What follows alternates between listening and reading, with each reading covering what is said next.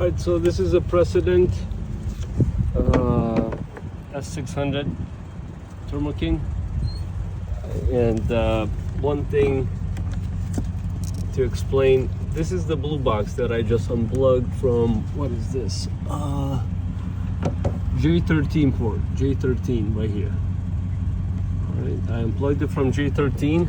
Now I plugged one of my extensions into this blue box, and then my device is here. I'm gonna plug in the device back to J13. Therefore, we have everything working on the same Y splitter. That's it. Installation complete.